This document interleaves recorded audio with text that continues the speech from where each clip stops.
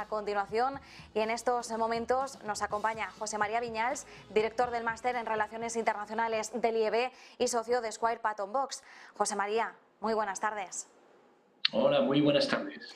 Bueno, José María, hoy desde luego tenemos un día muy dinámico con el foco puesto de nuevo en el caos político en Reino Unido, el liderazgo o el gobierno, el mandato más corto de la historia de la democracia de Reino Unido. Y es bastante curioso porque el reinado más largo, el de Isabel II, fue el que dio paso al gobierno más corto en esa despedida. Mientras tanto, Carlos, el rey Carlos, ya está como rey en plenas funciones, ya ha podido estrenarse en medio de este caos político y mientras muchas cuestiones las que barajar. Una de ellas, la más inmediata, estamos viendo que suena ya el nombre de Boris Johnson. Mi primera pregunta, ¿hasta qué punto es posible que vuelva el ex primer ministro británico? Sobre todo teniendo en cuenta que se enfrentó a una moción de censura, que vivió la pérdida de confianza de su partido político realmente. Ahora mismo se podría reencauzar o restaurar esa confianza en Boris Johnson. ¿Sería un candidato realmente estable, sostenible?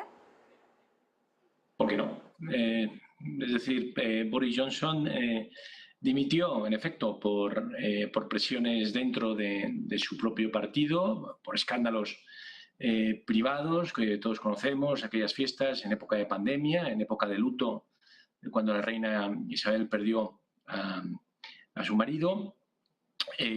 Pero, sin embargo, Boris Johnson hace escasamente 2 años ganó las elecciones del Reino Unido con una diferencia sobre el Partido Laborista que no se veía casi desde la época de Churchill.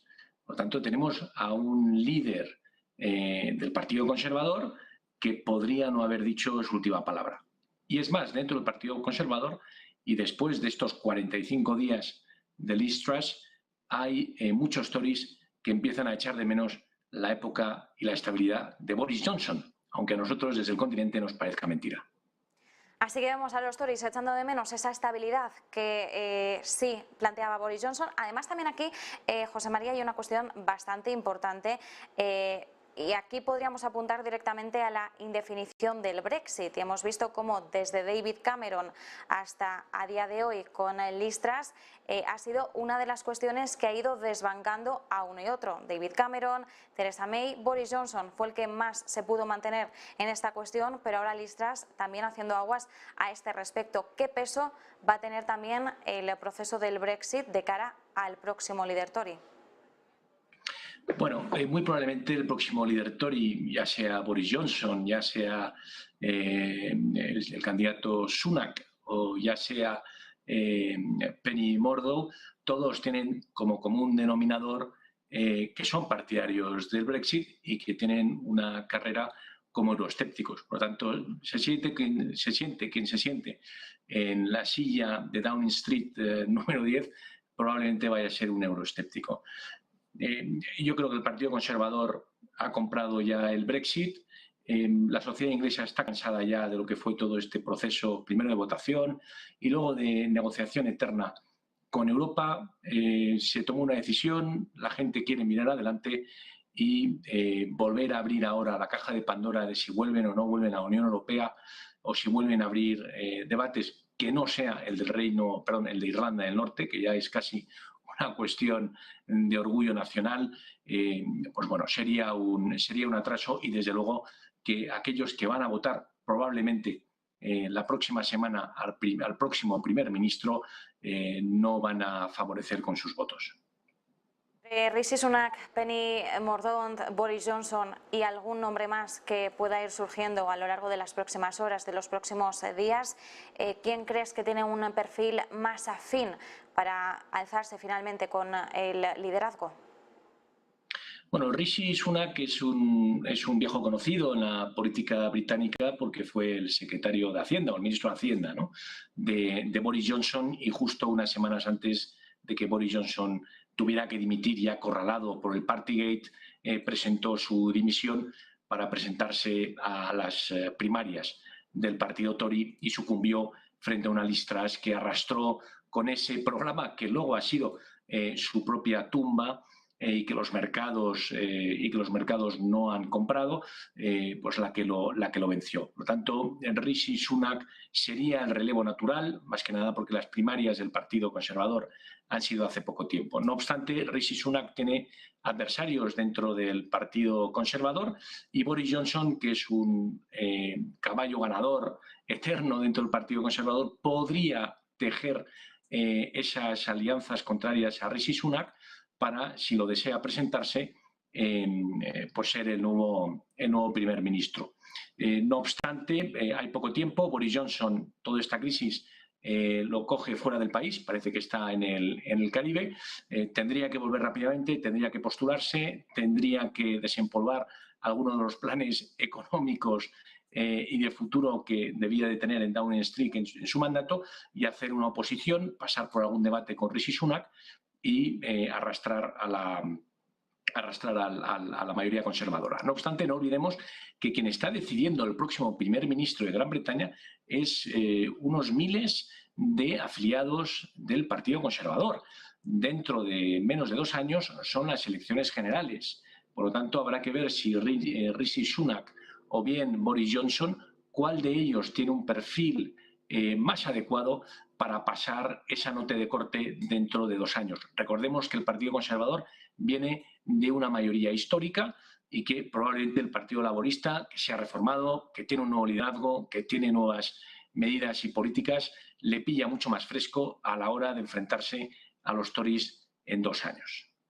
Bastante interesante también tener eso en cuenta, que al final tienen esa fecha de corte en 2 años y que son los que se enfrentarían, bueno, Sunak o Boris Johnson o Penny Mordaunt, quien saliera elegido, pues a esas elecciones generales. Así que entendemos que los líderes Tories van a buscar en todo momento a un líder no solo que les convenza a ellos, evidentemente, sino a un líder que pueda convencer dentro de 2 años a la ciudadanía, que pueda aportar esa estabilidad, esa confianza. Una pregunta que tenemos ahora también en foco, el 28 de octubre parece que se está situando como la fecha en la que, según Brady, presidente del Comité de 1922, sería favorable una elección, una votación. El 31 de octubre tenemos la presentación del plan fiscal.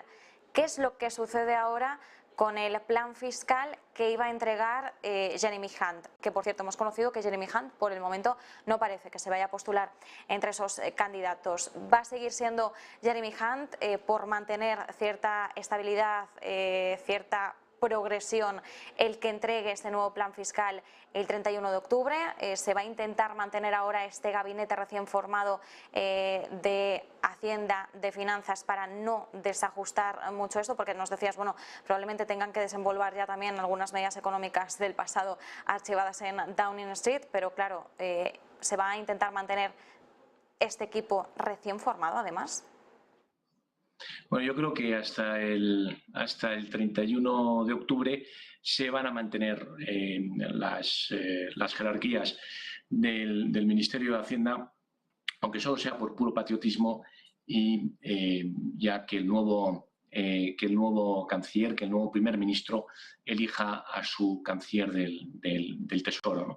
Sin embargo, en estos días que quedan y hasta que se llegue a la presentación de ese plan fiscal, ha habido un alineamiento casi total por parte de la City de Londres, por parte de los mercados internacionales, por parte también de los sectores clave y sociales de Gran Bretaña, de que el plan fiscal que en su día presentó Liz Truss con su dimisionado ministro de Hacienda, Quarting, no era un plan realista y no era un plan que se ajustaba a la economía y al futuro fiscal que necesita el Reino Unido. Jeremy Hunt y sus medidas, que son completamente opuestas a aquellas que llevaron a Liz Truss a la presidencia, al sillón de primer ministro en Reino Unido, a Downing Street, pues bueno, han sido completamente contrarias y han tenido una aceptación en los mercados internacionales. Vemos cómo la libra se había recuperado y cómo también los principales actores habían sostenido estas medidas. Por lo tanto, entiendo que Jeremy Hunt permanecerá al menos hasta que se produzca ese relevo. Si bien es cierto que también hacia el 28 conoceremos ya el nombre del futuro líder del Partido Conservador y que probablemente Jeremy Hunt y los equipos de los candidatos y luego posteriormente el nuevo equipo del primer ministro afianzarán y terminarán de limar los detalles del plan fiscal. Pero las líneas maestras están ahí y es muy improbable que vaya a cambiar en los próximos días.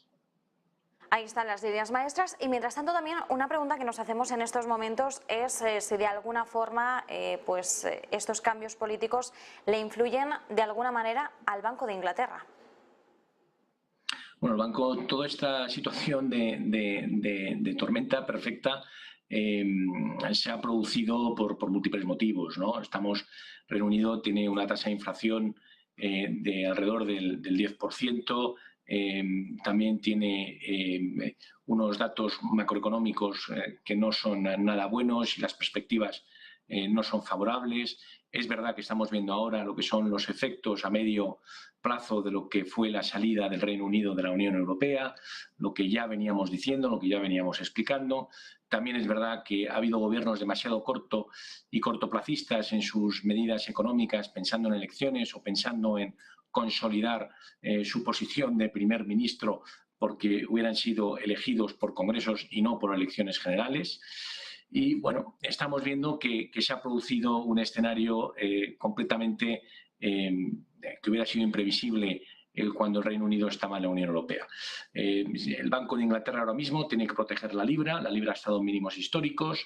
Es verdad que este plan fiscal anunciado por Jeremy Hunt ha sido un revulsivo a esas fuertes bajadas y ahora estamos a la espera de lo que pase en los próximos días también cuando el Banco de Inglaterra deje de comprar la deuda pública. Entonces, bueno, se van a suceder una serie de hitos. El plan fiscal va a estar el mercado muy atento a cuál es el detalle final, el wording final de ese plan fiscal que se presenta el día 31 y, por lo tanto, yo creo que ahora hay mucha expectación. No se prevén grandes cambios, como decíamos antes, y las líneas maestras van a ser las de este plan de Jeremy Hunt. No hay tiempo material para cambiarlo y los mercados no lo tendrían como algo positivo.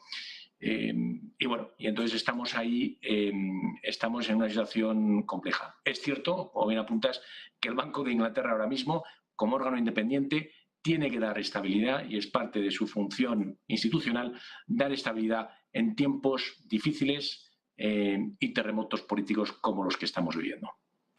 Pues nosotros nos quedamos con ese análisis, con la figura del Banco de Inglaterra, intentando dar estabilidad a en medio de toda esta turbulencia política. Y como nos decías, bueno, realmente cambiar el plan fiscal de Jeremy Hunt ahora también podría desestabilizar un poco la tranquilidad que nos aportaba y lo veíamos también en el relax que hemos visto en la libra después de contraprogramar, ¿no?, el plan fiscal de Kwarteng, que no gustó nada y que provocó de hecho todo un colapso, que además el Banco de Inglaterra tuvo que intervenir para evitar también un colapso en su propio sistema de pensiones británico.